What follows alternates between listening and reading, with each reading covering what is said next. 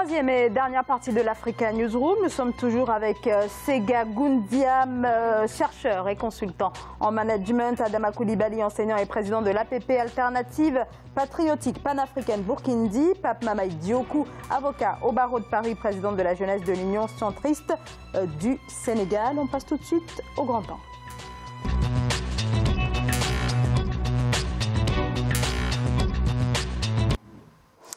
Pas de voiture électrique, de smartphone ou encore de tablette sans cobalt. Et le cobalt, c'est bien sûr la République démocratique du Congo. Plus de la moitié de ce minerai extrait à travers le monde provient de la RDC, où 20% du cobalt est extrait à la main dans les mines artisanales. Un énorme potentiel et une manne financière, mais vous allez le voir, une manne financière qui profite finalement peu à ceux que l'on appelle les creuseurs. Reportage Jacques Omboka. 20% des exportations du cobalt en République démocratique du Congo sont des productions artisanales. La production artisanale du cobalt est la principale source des revenus de la province du Lualaba qui, grâce à la production minière, reste le poumon économique du pays. Les mines sont gérées à deux niveaux. Il y a la grande mine où l'industrie minière se gère au niveau national. Cette embellie a beaucoup plus d'impact à ce niveau-là. Mais il y a aussi la petite mine que nous gérons au niveau de la province, l'exploitation minière artisanale, qui n'est pas à négliger parce qu'elle participe quand même à hauteur de 20% aux exportations. Dans un contexte où la tendance des coûts du cobalt reste haussière et la tonne métrique a atteint 73,951,43 $ le 26 octobre 2018, il faudrait profiter de cette embellie pour investir dans d'autres secteurs. La présence de mines, finalement, n'a pas eu beaucoup d'impact sur l'épanouissement des communautés, mais la diversification peut apporter quelque chose, peut apporter des retombées dans un délai relativement bref. Bondir sur des dividendes que procure le mine, investir dans de nouveaux secteurs. Nous avons choisi au Lualaba l'agriculture et le tourisme, et nous avons commencé des actions.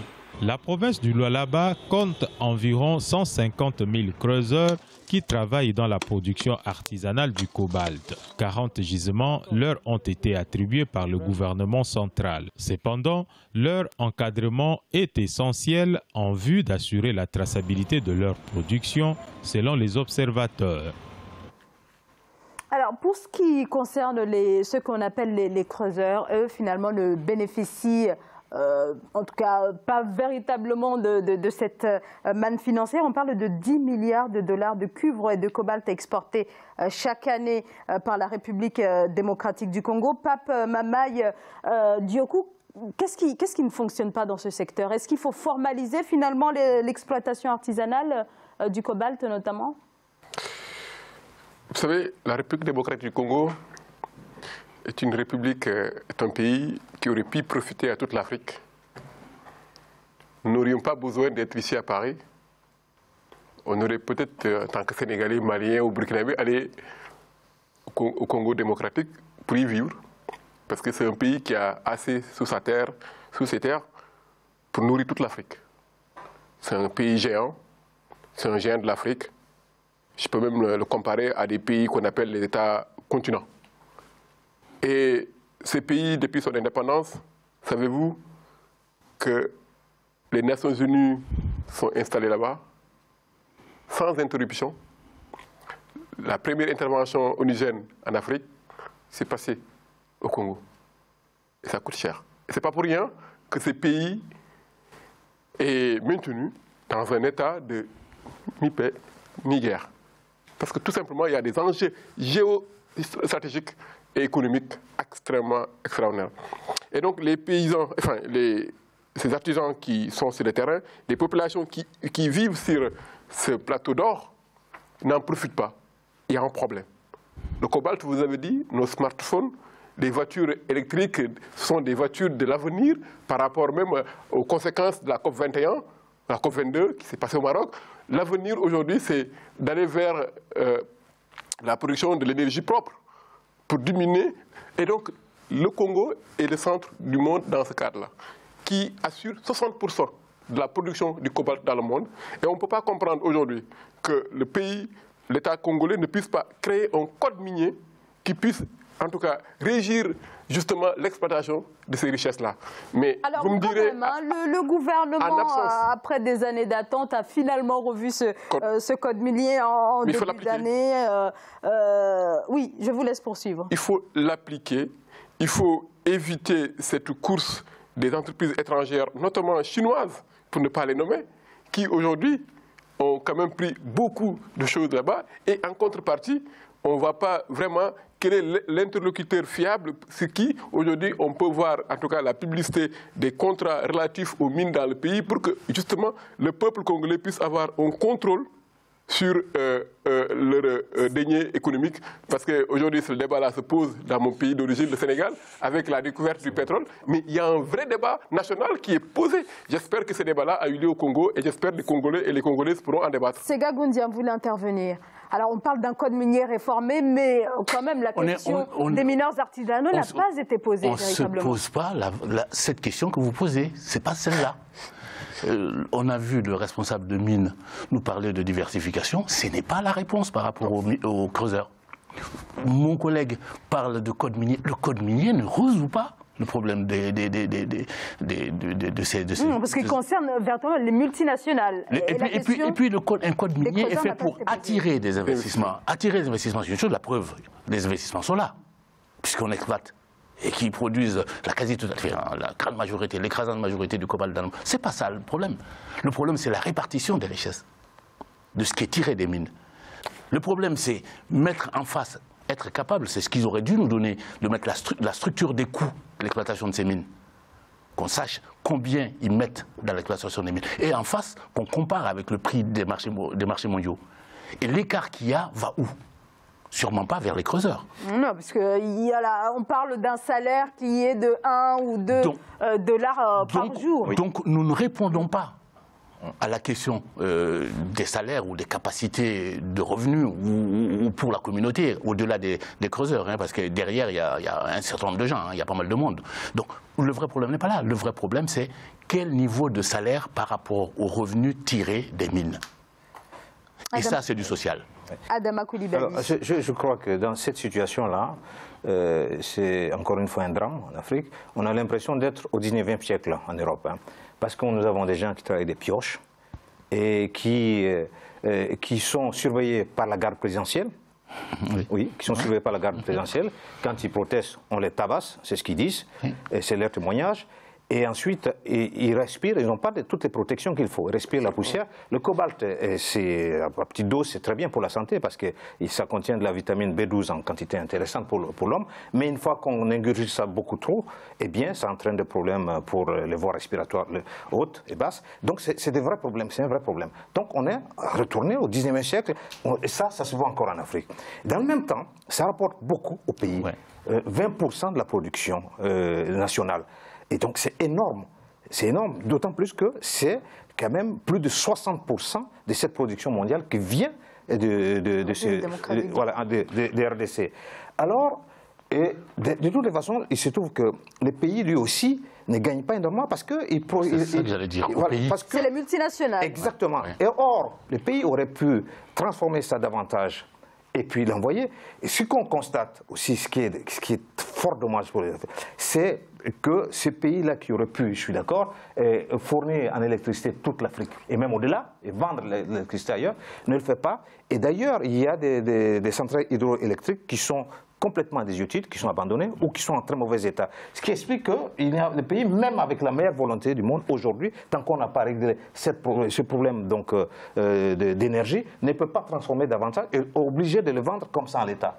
Et pratiquement l'État s'est très peu transformé, et les Chinois transforment, ils sont les plus nombreux. Mais ce qui revient à ces gens, c'est les bastonnades et 1 ou 2 dollars par jour. Comment peut-on vivre avec ça et comment peut-on vivre longtemps avec ça également? Donc c'est un vrai problème, d'abord social et humain pour ces gens qui travaillent, 150 000 personnes, rien que dans cette zone-là. Et ensuite, c'est un vrai problème aussi, un désastre économique pour l'Afrique qui pourrait gagner davantage, former davantage les ouvriers, former ces gens, encadrer ces gens, les former, leur donner davantage de moyens de protection et puis aussi, il y aurait un peu plus de production transformée, eh bien, ça aurait été très bien pour les Aïrois et pour les Congolais. Il faudrait aller vers un développement industriel des mines Monsieur Diokou? Tout à fait. Vous savez, dans le cadre de l'accord, des accords souvent bilatéraux que les États souverains essaient de signer avec les multinationales, je dis bien souverains, entre guillemets, parce que vous savez très bien que dans la négociation, nos États, malheureusement, ne sont pas assez outillés en termes d'expertise dans les négociations, alors que les multinationales... Alors, comment expliquer cela? Alors, effectivement, tout à l'heure, vous avez évoqué le code minier qui instaure une redevance d'un taux de 10% sur les métaux stratégiques, qui était jusque-là à 2%, mais on se dit 10%, et le gouvernement aurait pu aller plus loin. Parfois, les gouvernants n'osent pas hausser le ton, parce que dans la négociation, il y a beaucoup de non-dits. Et parfois, les ministres qui négocient, souvent savent pourquoi ils ne peuvent pas hausser le ton. Je n'en dirai pas plus parce que je n'ai pas de preuves.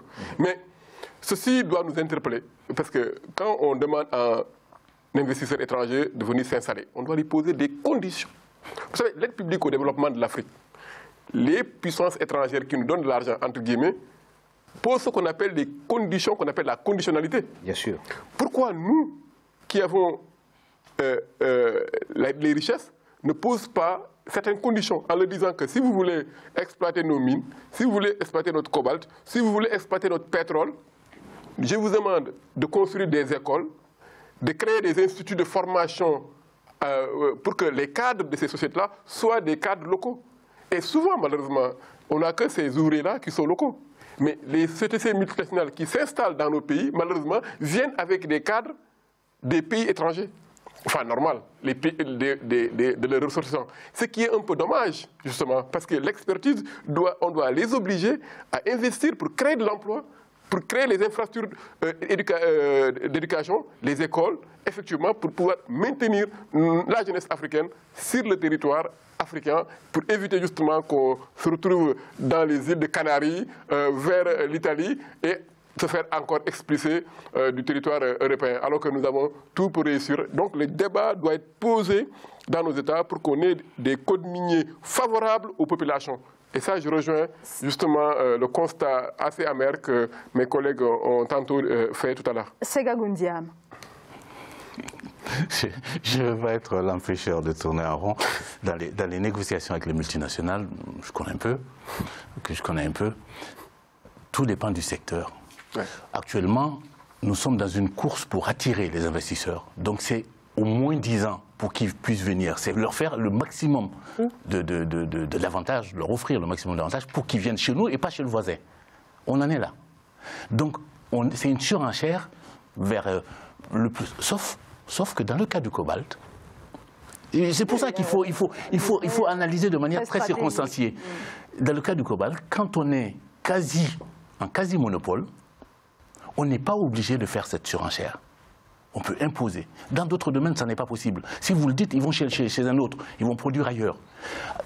Au-delà de cette différenciation à faire entre les produits stratégiques, les produits pour lesquels on est fort, les produits pour lesquels on est dans un magma de fournisseurs potentiels, au-delà de ça, il n'y a qu'une solution. C'est ce que les producteurs de pétrole ont compris, c'est créer un cartel. Des gens qui produisent telle ressource minière ou autre, des gens qui produisent tel autre aspect, etc. De façon à constituer une force et à ne pas jouer justement cette surenchère. À dire voilà jusqu'où on peut aller et pas au-delà. Mais tout ça ne répond pas à la question des creuseurs. Effectivement, beaucoup de choses à dire. Et on n'a pas évoqué également la question de l'environnement ou des populations entières, en tout cas. Si vous permettez 30 secondes, je vous en prie. 30 secondes, là aussi, je vous parlais de coûts de production. La structure des coûts, tout est là. Y compris les masques, y compris les protections. Tout est là dans la structure des coûts. Mais si vous poussez, ce n'est pas le cas, hein, encore une fois, ce n'est pas vrai. Mais dans d'autres domaines, je lance le débat. Si vous poussez les contraintes au point de devenir moins compétitif, dans le mauvais sens du terme, moins compétitif que d'autres, ben vous perdez ces investissements.